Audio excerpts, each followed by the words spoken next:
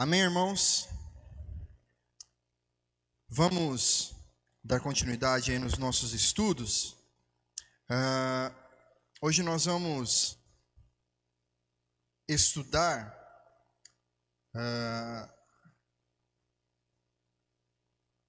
já no capítulo 23, né, de Mateus. Semana passada nós finalizamos o capítulo 22.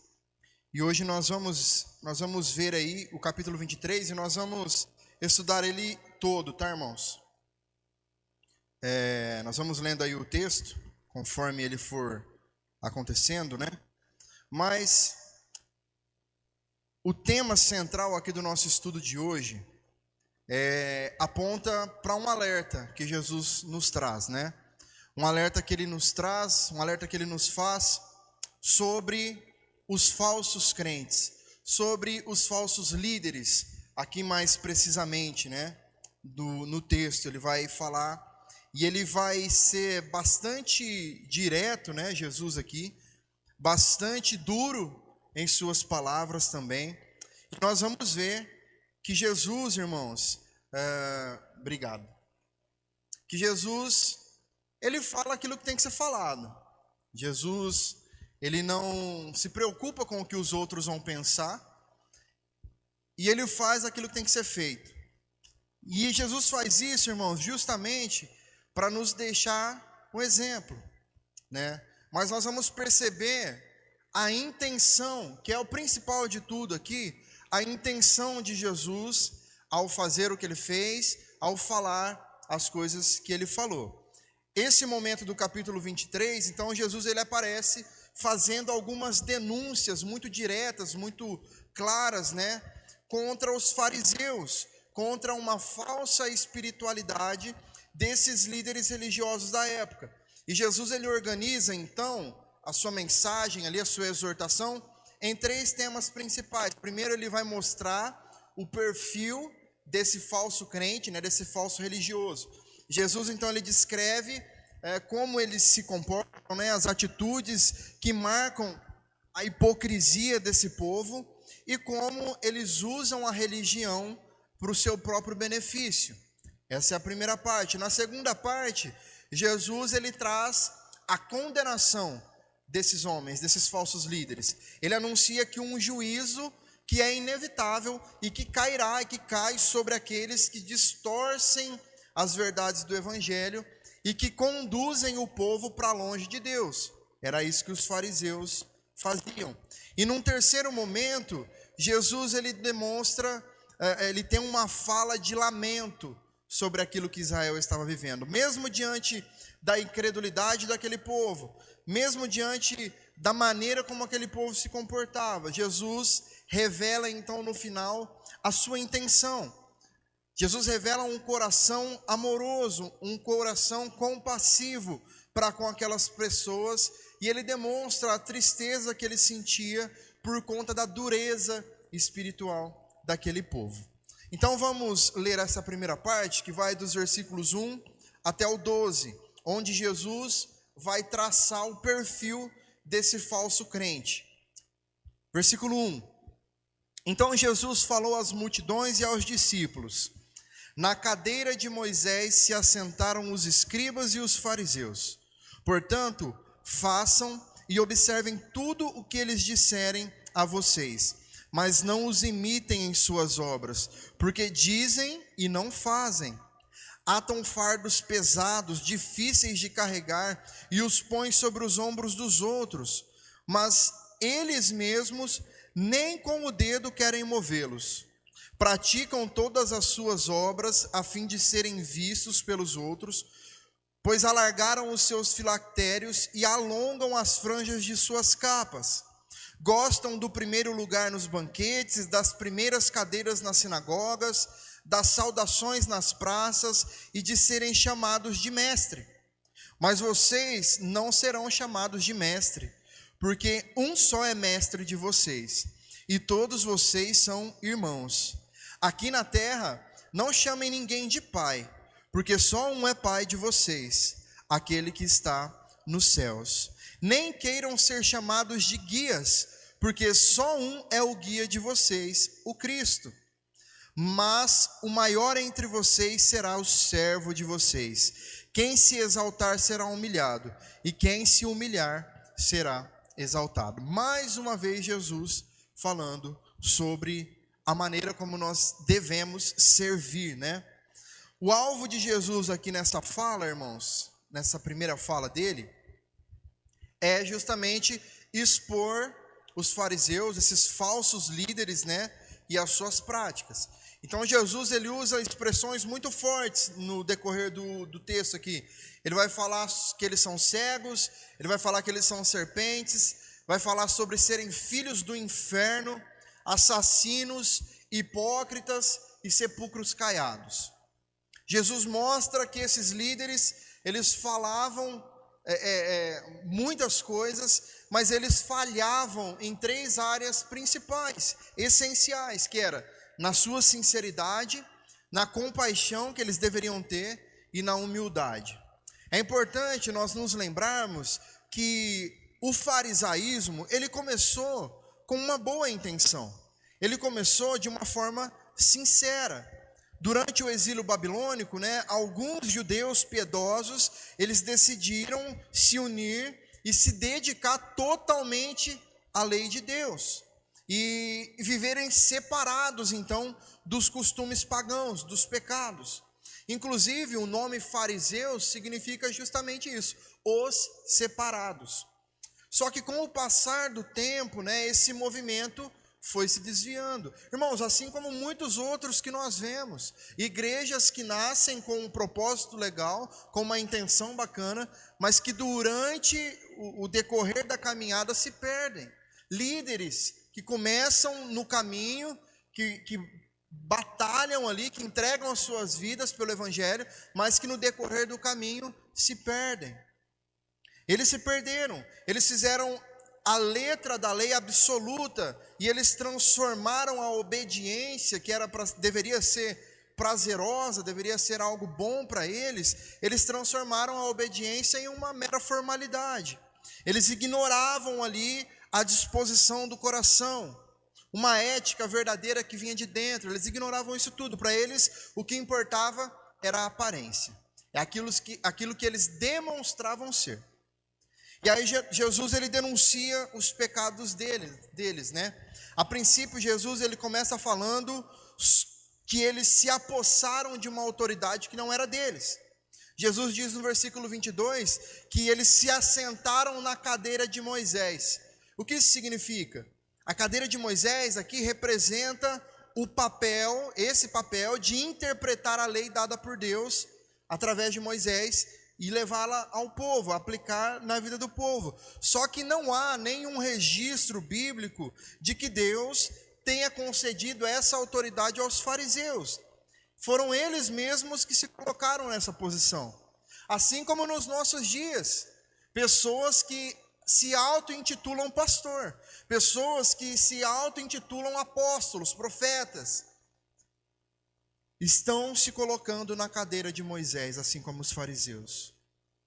O profeta Jeremias, inclusive, denuncia esse pecado. Lá em Jeremias capítulo 23, versículo 21, ele diz assim: não mandei esses profetas, todavia eles foram correndo, não lhes falei a eles, contudo profetizaram. Ou seja, eles falam em nome de Deus, mas nunca ouviram a voz de Deus. Uma outra coisa que Jesus denuncia aqui no versículo 3 é que os fariseus não viviam aquilo que eles falavam, eles não praticavam aquilo que eles ensinavam. Jesus até diz, muito provavelmente o ditado saiu disso daqui, né? Faça o que eu falo, mas não faça o que eu faço. Jesus praticamente diz isso a eles. Ó, legal, o que vocês estão ouvindo, o que eles estão falando, façam, pratiquem isso que eles estão falando, mas não façam aquilo que eles estão fazendo. Não tinha coerência naquilo que eles faziam. Eles não viviam aquilo que eles ensinavam. Eles eram zelosos, né, em suas práticas externas, né, o seu exterior demonstrava algo, só que eles negligenciavam a obediência em seu interior, a obediência que nasce do coração. Então havia um abismo entre aquilo que eles pregavam e aquilo que eles viviam. E a vida de um líder, irmãos, a vida de um crente, ela é, ou pelo menos deveria ser, a sua maior credencial. Não é aquilo que nós falamos, é como nós vivemos. Essa é a nossa maior credencial, esse é o nosso maior testemunho de vida. Uma outra questão que Jesus aponta sobre eles é que eles oprimiam o povo e escondiam a verdade. Os fariseus, o que eles faziam? Criavam regras impossíveis de se cumprir e fazia disso um fardo para as pessoas carregarem. Ao invés deles agirem para conduzir o povo à graça de Deus, eles aumentavam o peso da religião. Eles eram como chefes que davam ordens e que nunca ajudavam a carregar o fardo. Jeremias também denuncia isso. No mesmo capítulo 23, versículos 25 e 26, ele fala que proclamam só o engano do próprio coração. Não trabalham para ajudar. Uma outra questão que Jesus denuncia é que esse povo, os fariseus, eles buscam aplausos e reconhecimento. Os fariseus, eles eram pessoas que amavam ter os primeiros lugares. Eles amavam chegar primeiros, terem as melhores cadeiras, os aplausos, os títulos. Eles adoravam ser reconhecidos. Só que isso tudo era aparência, era algo externo. E hoje, irmãos, isso ainda é muito real. Muitos líderes espirituais, muitos pastores, muita liderança de muita igreja procuram só o status do cargo, honra, reconhecimento, querem ter privilégios em seu tratamento. A religião acaba virando uma plataforma de vaidade e não de serviço, que é o que deveria ser. Jesus está nos mostrando que o verdadeiro líder não forma seguidores para si mesmo, mas para Cristo. Porque a verdadeira grandeza do reino de Deus está no serviço humilde e não na aparência de grandeza. Jesus continua. A partir do versículo 13, nós vamos ler uma quantidade maior, agora até o 36. A partir do 13 diz assim: agora Jesus vai falar sobre a condenação desses falsos crentes, desses falsos líderes. Ai de vocês, escribas e fariseus, hipócritas, porque vocês fecham o reino dos céus diante das pessoas, pois vocês mesmos não entram, nem deixam entrar os que estão entrando. Ai de vocês, escribas e fariseus, hipócritas, porque vocês devoram as casas das viúvas e para o justificar fazem longas orações. Por isso vocês sofrerão o juízo muito mais severo. Ai de vocês, escribas e fariseus, hipócritas, porque vocês percorrem o mar e a terra para fazer um prosélito, ou seja, um seguidor. E uma vez feito, o tornam filho do inferno 2 vezes mais do que vocês. Ai de vocês, guias cegos, que dizem: se alguém jurar pelo santuário, isso não tem importância, mas se alguém jurar pelo ouro do santuário, fica obrigado pelo que jurou. Seus tolos e cegos. Qual é mais importante, o ouro ou o santuário que santifica o ouro? E vocês dizem: se alguém jurar pelo altar, isso não tem importância, mas se alguém jurar pela oferta que está sobre o altar, fica obrigado pelo que jurou. Cegos. Qual é mais importante, a oferta ou o altar que santifica a oferta? Portanto, quem jurar pelo altar, jura por ele e por tudo que está sobre ele. Quem jurar pelo santuário, por ele e por aquele que nele habita. E quem jurar pelo céu, jura pelo trono de Deus e por aquele que está sentado no trono. Ai de vocês, escribas e fariseus hipócritas, porque vocês dão o dízimo da hortelã, do endro e do cominho, e desprezam os preceitos mais importantes da lei, a justiça, a misericórdia e a fé. Mas vocês deviam fazer essas coisas sem omitir aquelas. Guias cegos, coam um mosquito, mas engolem um camelo. Ai de vocês, escribas e fariseus hipócritas, porque vocês limpam o exterior do copo e do prato, mas estes por dentro estão cheios de roubo e de glutonaria.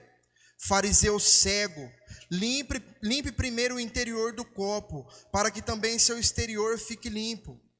Ai de vocês, escribas e fariseus hipócritas, porque vocês são semelhantes aos sepulcros pintados de branco, que por fora se mostram belos, mas interiormente estão cheios de ossos, de mortos e de toda podridão.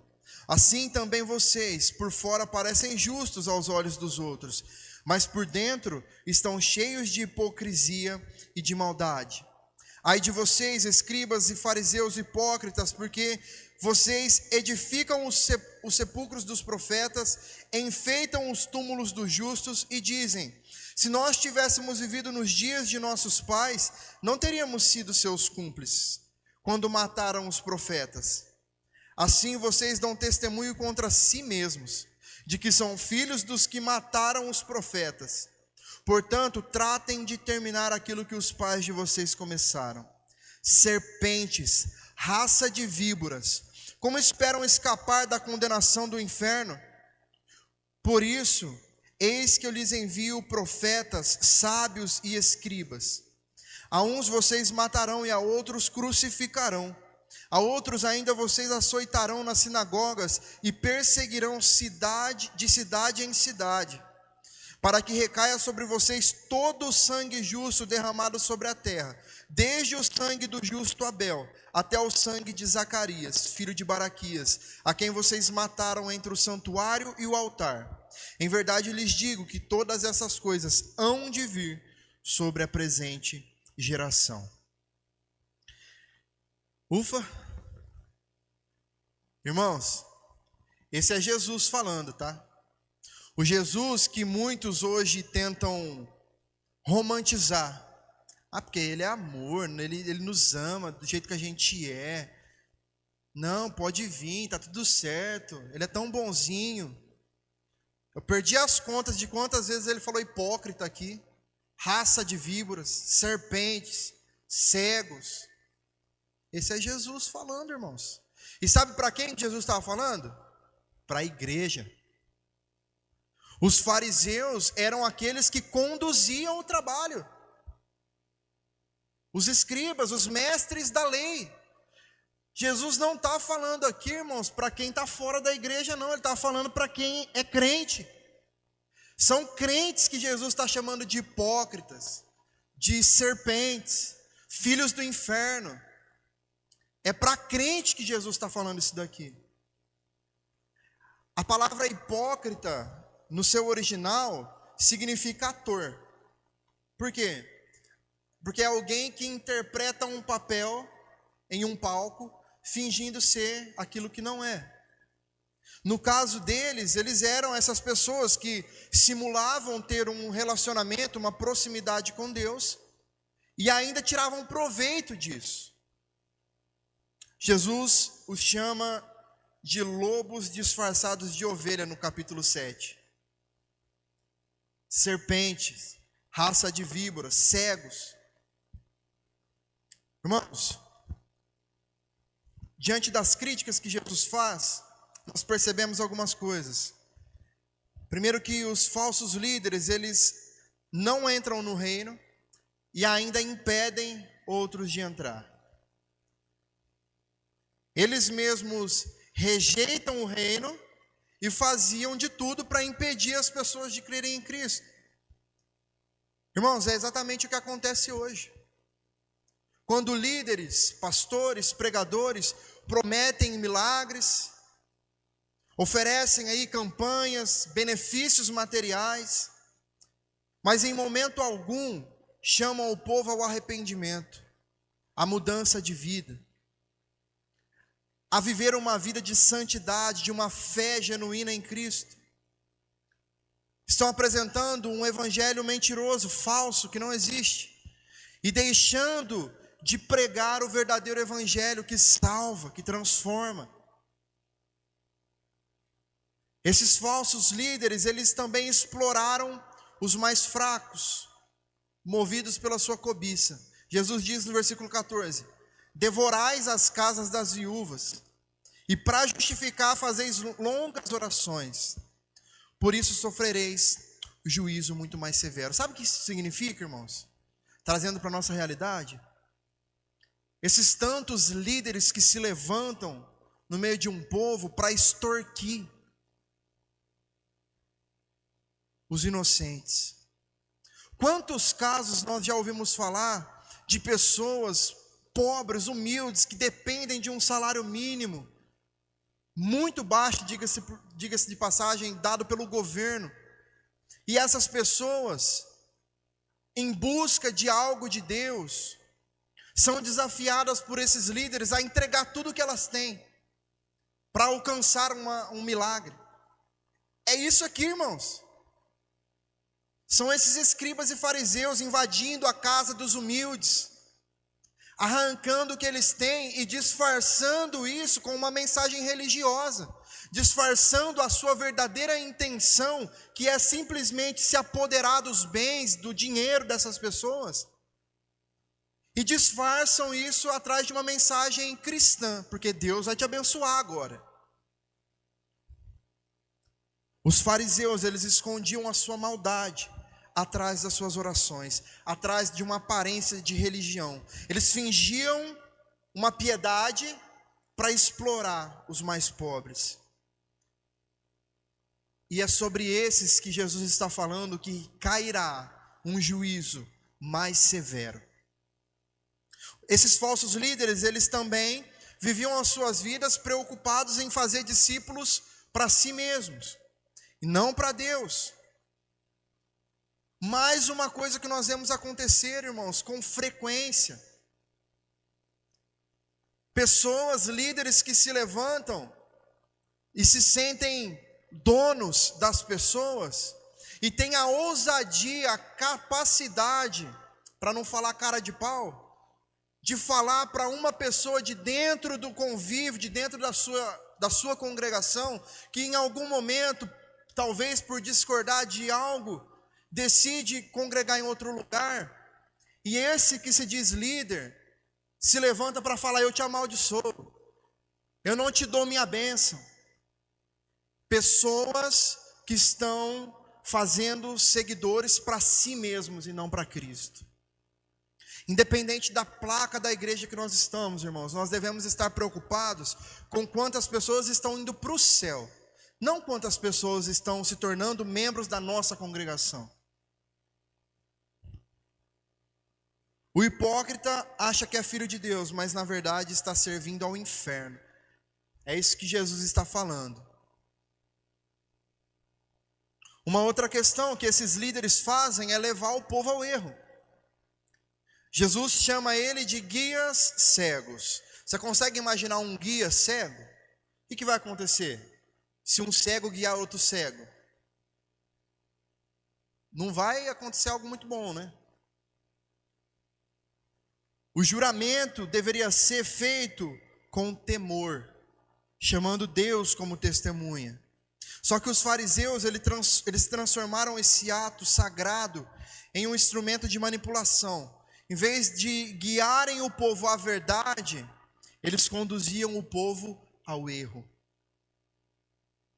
Outra coisa, esses fariseus que eles faziam, né? Eles valorizavam o mínimo e negligenciavam aquilo que realmente importava.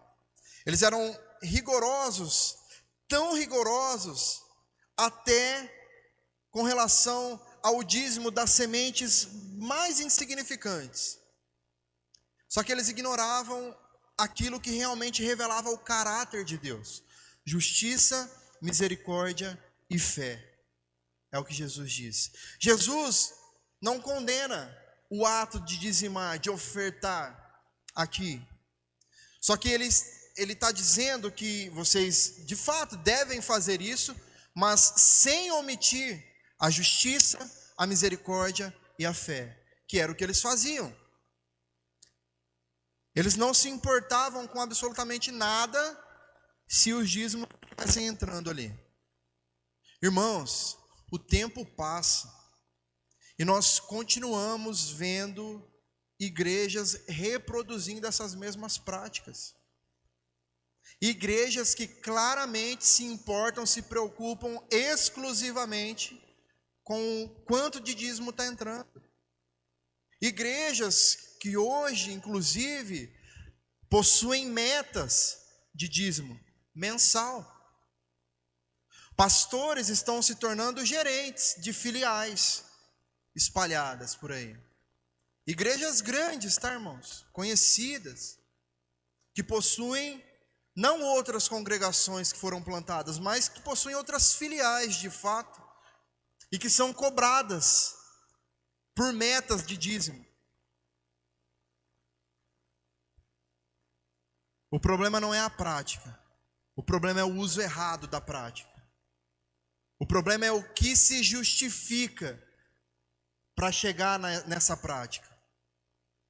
Outra coisa que esses falsos líderes faziam é que eles focavam muito mais na imagem do que naquilo que vinha de dentro, no seu interior.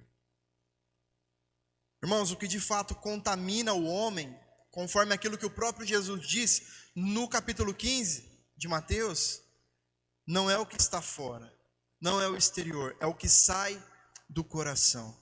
O salmista diz, Salmo 51, versículo 10, cria em mim, ó Deus, um coração puro.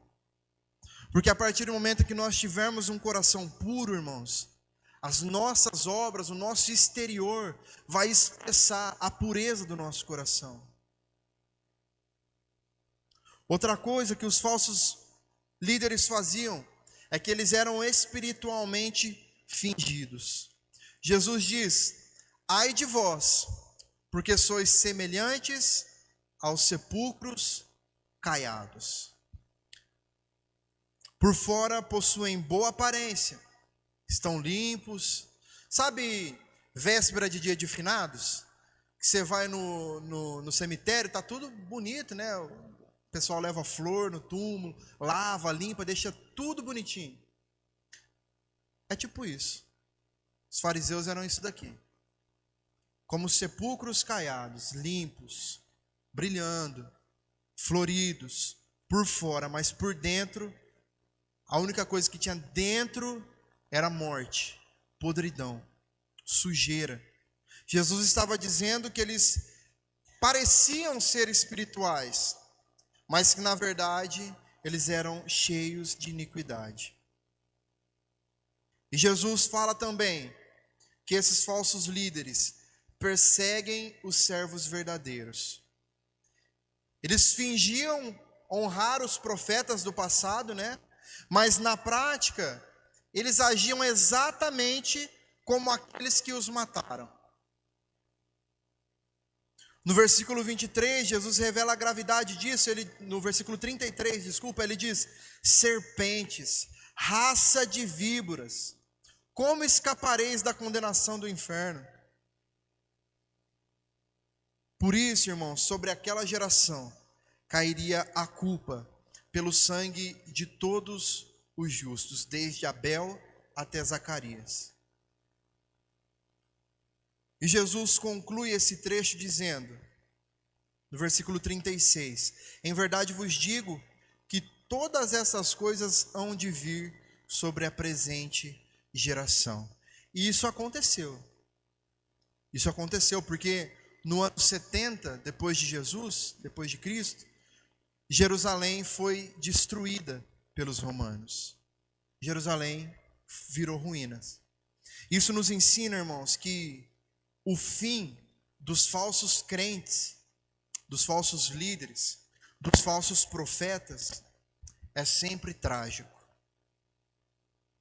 Tudo isso recairá sobre toda e qualquer geração que viver dessa mesma maneira. Para nós finalizarmos, o último trecho dos versículos 37 ao 39, é o momento em que Jesus demonstra o seu lamento.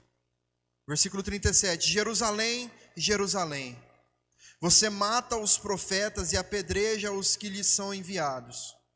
Quantas vezes eu quis reunir os seus filhos, como a galinha junta os seus pintinhos debaixo das asas, mas vocês não quiseram.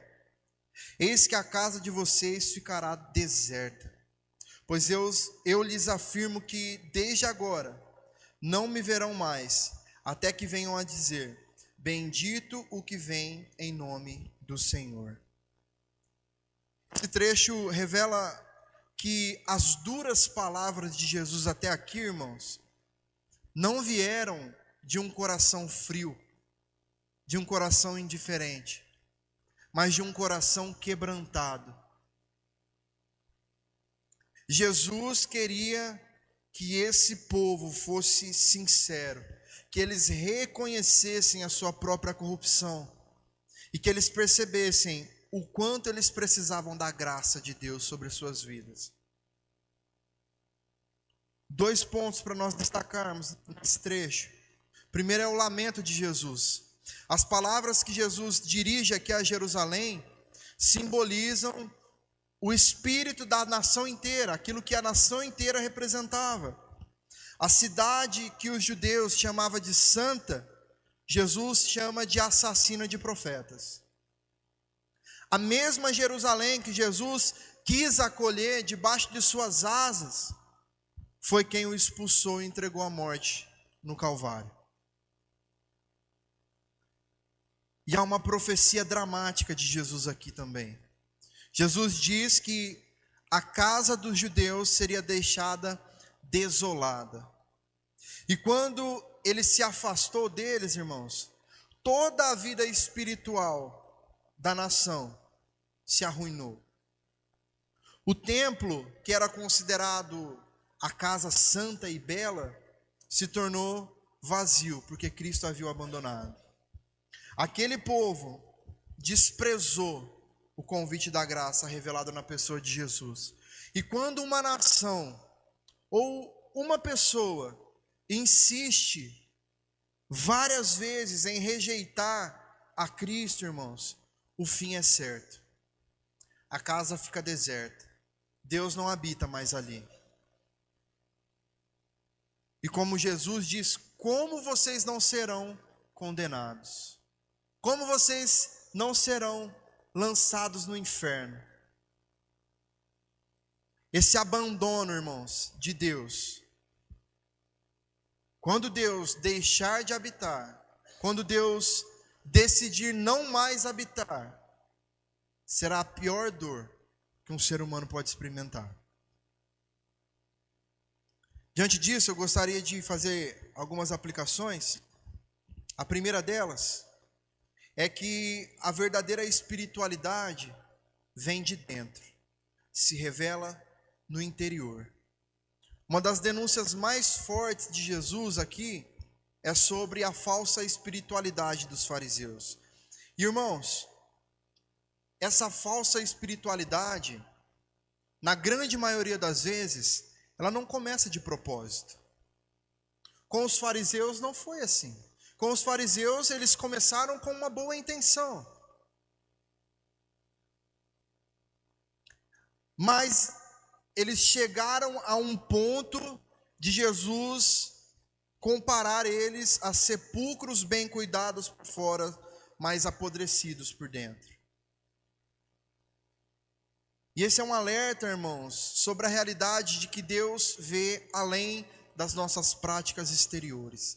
Deus enxerga o coração. Como sempre nós falamos, muitas pessoas estão envolvidas com a igreja, participam de cultos, postam versículos nas redes sociais, têm uma linguagem de crente, mas ainda assim estão com o coração distante. Muitos usam essa justificativa para falar, por isso que eu não vou para a igreja. Está errado um, está errado o outro. Vai para o inferno um, vai para o inferno o outro.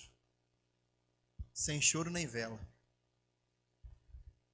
Não é a prática de estar na igreja, de ser assíduo, de ser um servo, de participar do ministério. Não é isso que está errado. Errado é fazer isso tudo com o coração no lugar errado.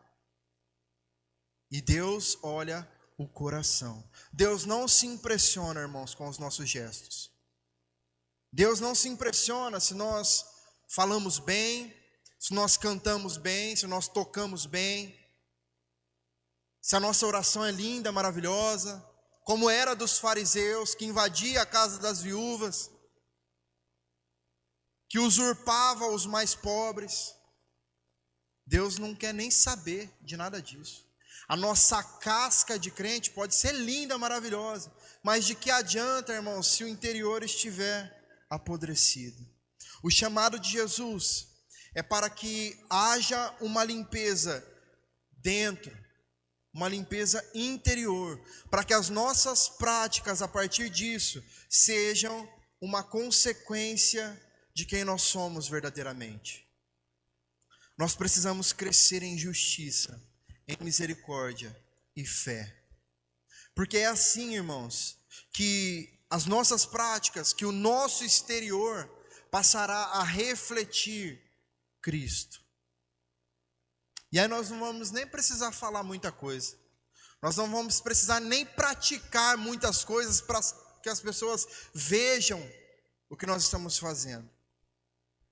Em segundo lugar, há um chamado para a igreja ao discernimento. Jesus denuncia aqueles falsos líderes porque eles impediam o povo de entrar no reino. Eles exploravam os mais humildes, eles conduziam ao erro e manipulavam a fé para o seu próprio benefício. Esse é um alerta urgente para a igreja dos nossos dias.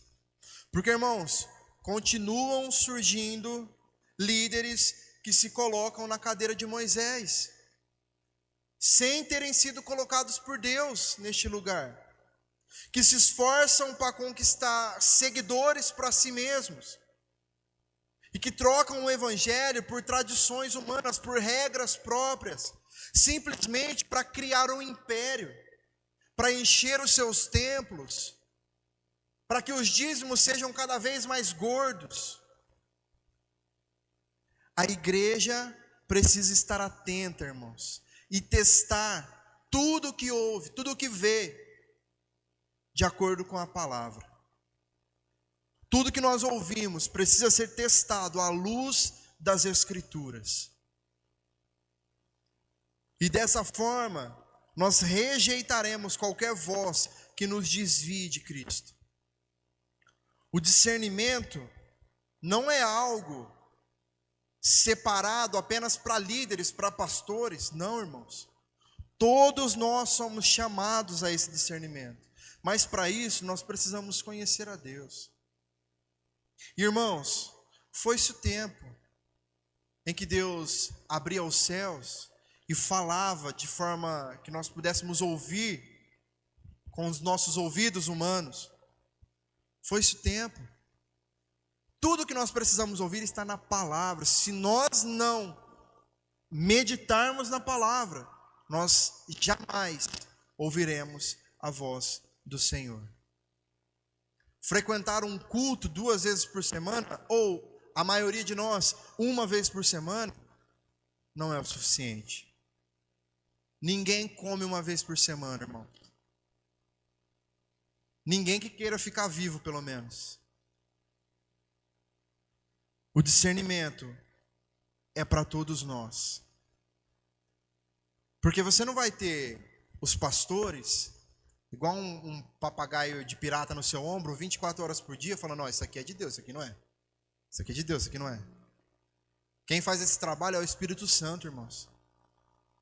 Mas para que isso aconteça, nós precisamos estar sensíveis à voz do Espírito Santo.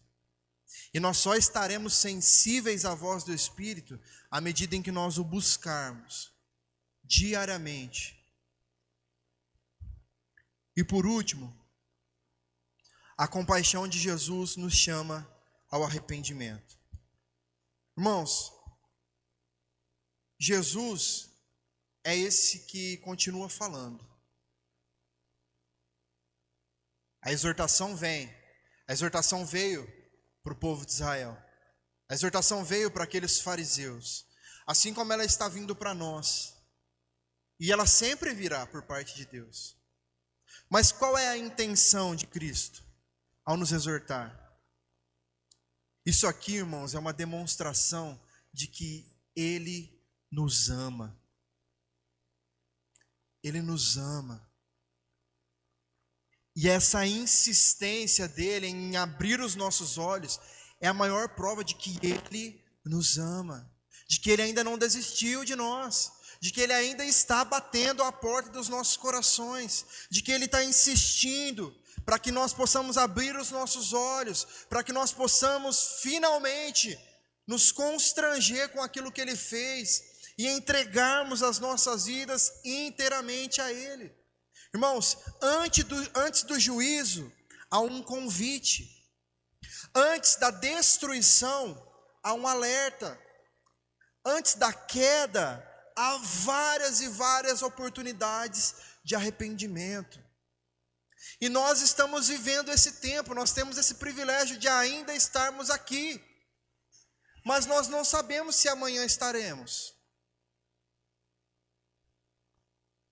O problema de Jerusalém não foi falta do amor de Deus, irmãos.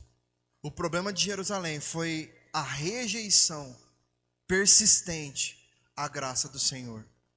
E talvez você diga: não, mas eu jamais resistiria à graça. Jamais. E como eu disse, irmãos, às vezes nem é de forma tão consciente que nós fazemos. Nós estamos indo à igreja, nós estamos nos dedicando de sair das nossas casas para ir ao culto. E talvez nós nos acostumamos tanto com essa rotina que para nós está tudo certo, está tudo bem, estou cumprindo o meu papel, sou dizimista, está tudo certo. Irmãos, essa é uma armadilha muito grande, porque nós podemos nos tornar fariseus, que temos uma aparência de crente, uma capa de crentes, falamos como crentes, vamos à igreja, damos o dízimo, do endro e do cominho, de tudo que nós temos, mas o nosso coração está longe, distante de Deus. Estamos fazendo simplesmente para receber algo em troca. Esse lamento, irmãos, de Jesus sobre Jerusalém é um convite para que o homem volte para Ele antes que o juízo chegue. Jesus falou tudo o que Ele falou. Chamou eles de hipócritas, de serpentes, de filhos do inferno, sepulcros caiados, de tudo isso. Não para oprimir, não para humilhar, para inferiorizar. Jesus fez isso para trazer eles para a realidade de quem eles eram de fato, para mostrar para eles o que o coração deles era de fato. E é isso que Ele está fazendo conosco, hoje aqui, mais uma vez nos dando oportunidade de arrependimento. Irmãos, essa é uma mensagem para nós, todos nós. Nós precisamos sair daqui hoje, chegarmos em nossas casas e refletirmos sobre isso. Jesus está nos chamando para fugirmos da falsa espiritualidade e corrermos para aquele que é manso e humilde de coração. Esse é Jesus. Apenas Jesus pode purificar o nosso interior, pode nos libertar da hipocrisia, pode restaurar a nossa comunhão com o Pai. Que Ele seja sempre, irmãos, o fundamento e o propósito de tudo que nós fazemos, porque somente em Cristo há verdade, a vida e a esperança. Amém?